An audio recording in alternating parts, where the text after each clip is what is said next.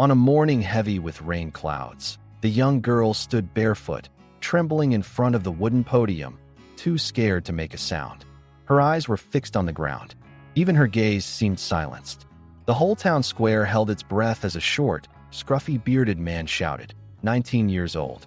Healthy, quiet, obedient. That was her father. And yes, he was really selling her. It wasn't even like an auction. It was more like getting rid of a burden. 22 silver coins. That was it. In that moment, the silence of the people felt like a scream. And then, someone stepped forward from the crowd. David Kramer, a farmer who'd spent the last 2 years by his wife Helena's grave, had grown old before his time. In his youth, he'd been known as a big, quiet man, but now his shoulders were slumped. His eyes, which once looked like storm clouds, had turned to a foggy blue-gray. He didn't talk to anyone, didn't even say hello. But that morning, without saying a word, he pulled out an old wallet stuffed with money and handed it to the girl's father. There was no handshake. The man just walked away, not even glancing back at his daughter. The woman, her mother, didn't look back either, just followed her husband. The girl's hands were shaking. She didn't look David in the eye. She just whispered a sentence she'd hidden behind her eyelids. Please, don't let them find me. Her name was Amelia. At least, that's what David thought, because he'd never actually asked her. Not her name, not her age, not where she was going. He just took her hand and led her to his car. She turned her head to the window, staring off into the distance. By then, the townsfolk were already talking about them behind their backs. No one knew why David had done such a thing. Maybe he'd gone mad with grief. Maybe loneliness had clouded his mind. Or maybe he was the only one there brave enough to look her in the eye. David brought her home. It was a small wooden cabin. There was a stony path out front where even grass wouldn't grow, and cold walls inside. There was no woman's voice, no scent of flowers in the house. Just Helena's dusty scarf, and on the mantel above the fireplace, a black and white ultrasound photo of a baby she'd never met. For the first 3 days, Amelia didn't speak at all. She'd wake up, clean the place, then sit outside the door for hours. Her ankle seemed hurt. She limped just a little when she walked. Some nights, David would wake up and hear muffled screams from her room. But by morning, it was like nothing had happened. There was tea brewed, the table cleaned. As if she was paying off a debt. As if she didn't know any other way to say thank you. David never questioned her being there. He didn't give her chores or orders. He just watched. He noticed the scar on her face, the bruise under her shoulder, and all the words hidden in her silence. But he never mentioned any of it. One morning, Amelia accidentally dropped and broke a plate. She froze. She stopped breathing. She raised her hands as if to shield herself. David just looked at her and said one thing. "We have enough plates in the house." Then he bent down to pick up the pieces. Amelia leaned against the wall, not out of fear, but from surprise. For the first time, she lifted her eyes to David's, like water still flowing beneath a frozen river. Silent, but alive. The town never kept quiet. They started talking. Widower David bought himself a slave. Did you hear? He bought the girl from her own father. One of these days, that girl's gonna bring him trouble. But David stayed silent. So did Amelia. Only the wind kept talking, like rain tapping on the roof all night. In that house, they were building trust out of silence. In a world where everyone talked, but no one listened, they spoke with just their eyes. In the third week, Amelia spoke for the first time. The fence in the garden is crooked. David was working with a hammer and looked up. You're right, he said. Then he slowly stepped aside. Show me. And so, she stepped barefoot into the dirt and fixed the direction of the fence with her hands. For the first time, she smiled a little. When David smiled, it felt like more than just a man changing. It was like a whole season shifting. But the past doesn't give up so easily. As night fell, rumors spread that a shadow was moving closer to town. The traces of Amelia's old life were coming back. Debts left in the dark, men who hadn't been silenced, plans left unfinished. And in David's quiet house, a dark shadow began to stir. The rain had stopped and the earth was soaked. The house was quiet, but outside it wasn't. At first light, David found a note left at his door. It was written hurriedly on a thick, oil-stained piece of paper. 3 words, "She belongs to me." There was no signature, but the thread on that note was sharper than any name. The shadow was growing. David crumpled the note and threw it in the stove, but his eyes lingered on the window sill. One of the old, rusty nails was loose. Someone had been here. They'd been close all night. That day, Amelia never once met David's eyes. She brought in a sack of flour, took soap out of the butcher's bag, baked bread. But her silence was different now. It was like she was living behind thick glass. You could see her, but you couldn't reach her. Towards evening, a sound echoing through the ceiling startled David. A scraping from the corner of the roof. This time, instead of a hammer, he grabbed his rifle. He slid the bolt quietly and headed for the stairs. But there was no one up there. Just the wind. Or maybe a reminder dressed up as the wind. That same night, while Amelia was sitting out on the porch, someone slipped a compass into her hand. David sat down beside her without a word and finally said, "I heard a name. Liam Roth." The color drained from Amelia's face. She clutched the wool threads in her lap tightly. Her lips parted, but no sound came out. At last, she managed a single sentence. "I was promised to him." David didn't bend down, didn't come closer. He just waited. Amelia began to talk, but she kept her eyes fixed on the ground. "My father offered me to him to pay off a debt. Liam once broke my mother's finger. Then they wanted me. My mother. She helped me escape. That night, I set the house on fire. The house didn't burn from the flames, it burned from anger. And then she said, 'He's still after me.'" David didn't sleep at all that night. He cleaned his rifle in the barn, secured the rakes, reinforced the door hinges. But the real battle was in his mind. For the first time, he was certain that staying silent in a world where a man could see another person as his right was a crime. When Helena died, he'd prayed for justice. Now, maybe for the first time, he realized justice didn't come from prayer, but from action. The next morning, David went to the blacksmith shop in the middle of town. He walked in quietly, grabbed thick chains, strong locks, and a new rifle from the back shelf. The owner asked, without making eye contact, "Who are you expecting?" David just said, "Someone who's late." 2 nights later, the shadow finally took shape. Liam Roth showed up in a black coat. His horse's mane was like smoke, his eyes dark as coal. At the edge of town, he got off his horse and shouted loud, "The girl is here, and I've come to take her." No one answered, but silent stares poured out from behind the windows. Because everyone had heard about Liam. No one wanted to face him directly. But there was one person, David.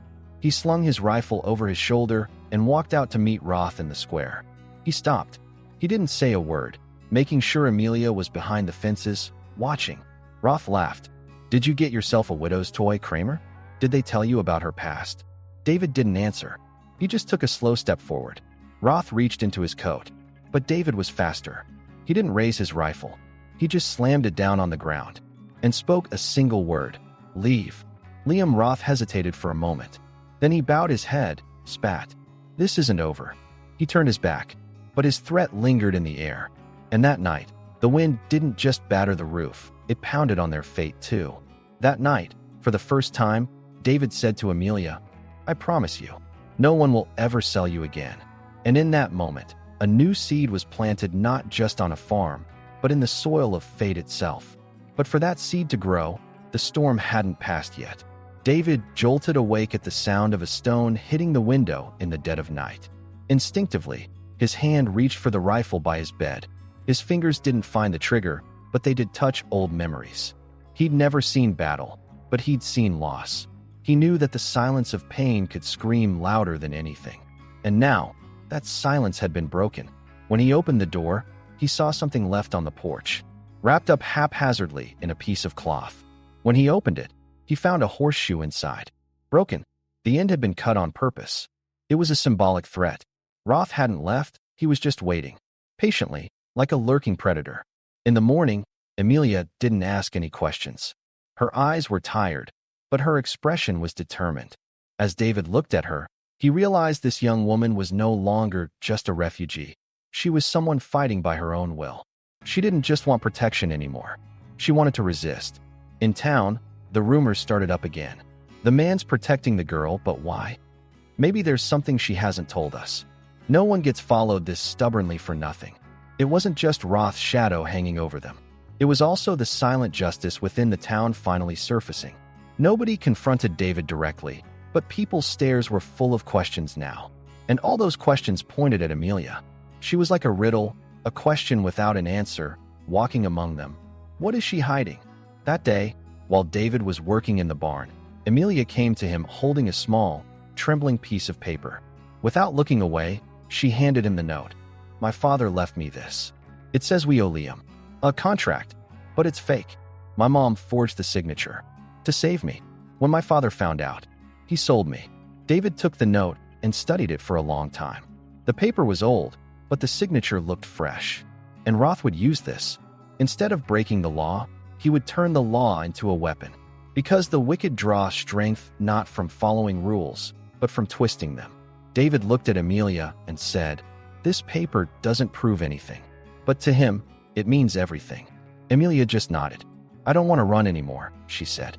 "I want to stay on this land, but not by hiding from him." That night, they started making plans. Not just for defense, but for a response too. David called in an old friend, Theo, a retired clerk. His hands shook now, but the law was still in his blood. He arrived 3 days later and immediately understood the situation. If Roth can't take this document to court, there's a way to silence him. But first, we have to make sure his voice doesn't get heard. Theo gave them the name of an expert who could prove the signature was fake, someone independent who lived far away. David didn't hesitate. Whatever it takes. But Roth wasn't just waiting around. At the edge of town, someone found a word scrawled in blood on the wall of an abandoned cabin: surrender. Nobody said they hadn't seen it. But nobody said anything else either. Because everyone knew, some debts are paid not with paper, but with blood. David and Amelia didn't go to the cabin. They didn't have to. The message was already meant for them. One night, while Amelia was sitting on the porch, she started to speak quietly.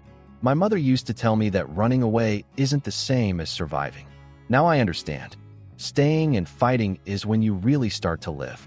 David was silent, but he sat beside her. That silence stood next to her like a mountain wanting to protect her. Then Amelia turned to him and said, "Don't think of me as a burden. I'm part of this home now. This land. This silence."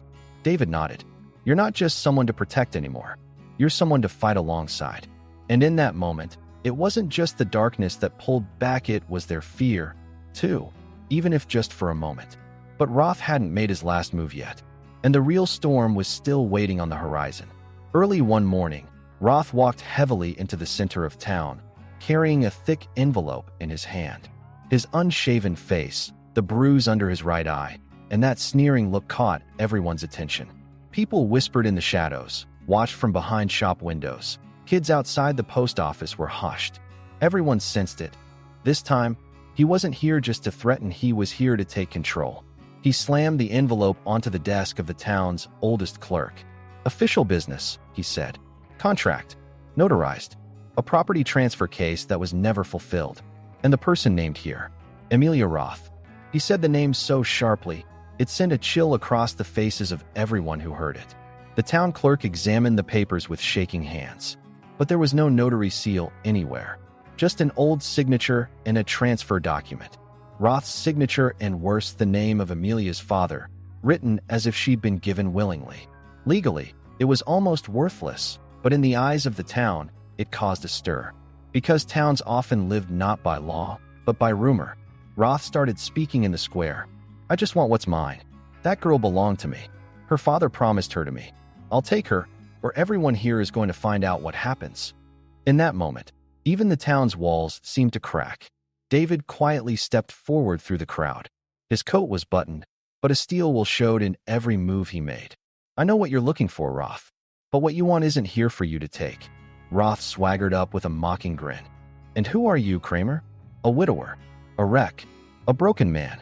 Since when did men like you get to claim girls?" The silence split open at that, but David's face didn't change. He slowly pulled a piece of paper from his inside pocket. "I've got a document, too," he said. "This land, this house, this woman, they're all in her name now. There is no Amelia Roth. There's only Amelia Kramer." Roth squinted. "So you married her, did you?" David didn't nod. "Names can change, but the truth stays the same. She's not your dead anymore. She's someone who's not even afraid of your shadow." Right then, a child shouted from behind the crowd, "They're coming." 3 riders approached slowly along the dusty road. Theo and 2 witnesses he'd brought along. In Theo's hand were sealed documents. Both men were former courthouse employees. They'd come to review Roth's so-called paperwork, right in front of everyone. Theo spoke. "This document has a forged signature." We checked. The signature isn't Amelia's father's. It was done by someone else. It's an attempt at fraud. Legally invalid. Roth yelled, "Lies." But for the first time, the townspeople didn't stay silent. The blacksmith, who'd been listening quietly in the corner, stepped forward. "I saw the house burning that night. I saw the girl running away, too." The town nurse, who had never spoken up before, "I bandaged her mother's broken ribs." And the elderly town judge tapped his cane on the ground. "This is our business now." In that moment, Roth understood. He had lost. He'd lost the document, and he'd lost the crowd. But he didn't stop smiling. "You're not as strong as you think. Nights are long." And he turned and left. But his threat stayed behind. Not in words, but in his presence. That night Amelia didn't speak, but she went out to the porch. When David sat beside her, she was tying knots in her thread. "Lies last a long time," she said softly. "But the truth, it's always been short." David looked at her. "No one else gets to write your story now." And he handed her a pen. "Whatever you want to say, it'll stay here. The land will keep it." But Roth's threats weren't just words. That night, the barn behind the cabin went up in flames. The fire was put out while it was still small, but the message was huge. From now on, it wasn't just the past that was a battlefield. The present was, too. And Amelia's eyes didn't cry anymore. They only focused. 3 days after the barn fire, the nights were no longer quiet. There was a new note in the sound of the wind, a threat on alert, a step drawing closer, a flicker of anger in the distance. Every morning, as soon as Amelia woke up, she checked the soil on the porch. Muddy boot prints, getting closer every night. David knew this silent invasion well. Roth would never attack openly. He moved slyly, like a leak. He'd intimidate people, not by breaking down the town's walls, but by crushing people's courage from within. But this time Roth made a mistake. He still thought Amelia was the way she used to be. Trembling, running, hiding. But that morning, Amelia had already saddled David's horse. Her fingers were steady. She was wearing a coat. She'd learned to carry a rifle. And for the first time, her eyes were looking both into the past and the future at once. "I'm not waiting anymore." David tried to think of something to say, but words were unnecessary. He just nodded and quietly tucked spare ammunition under the saddle. "Where are you going?" "Roth's tent is still by the river." "I'm going. I'll talk to him. And if I have to, I'll do more." That day at noon, Amelia slung not just her rifle over her shoulder, but her own story as well. As she crossed the edge of town, some people watched from their windows. Some whispered, but none tried to stop her.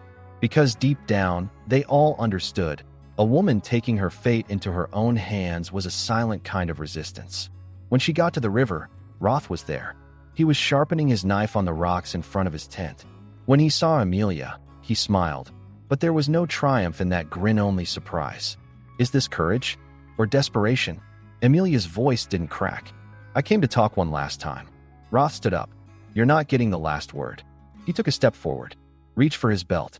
But in that instant, something unexpected happened. David showed up.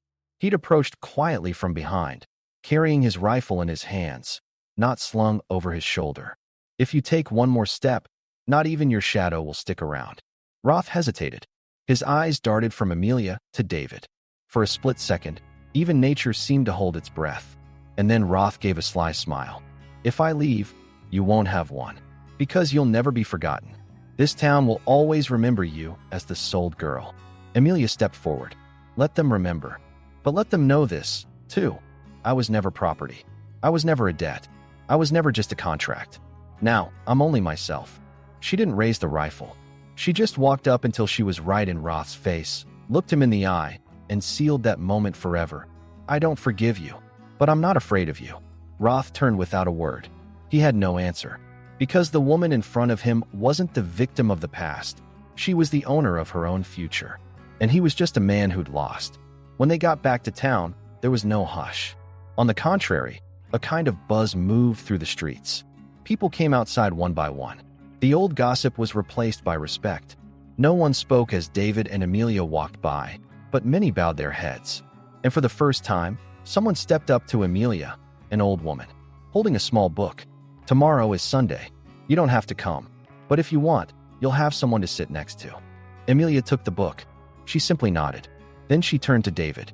He's gone, but his traces are still here. David looked out to the horizon. Some marks never disappear, but you can draw new ones over them. That night, for the first time, the lantern on the porch didn't go out on its own. Amelia adjusted the lamp's wick. She scattered seeds in the garden, picked up a wooden board and carved a single word. Stay, because that night, she was no longer the girl who ran away, she was the woman who stayed.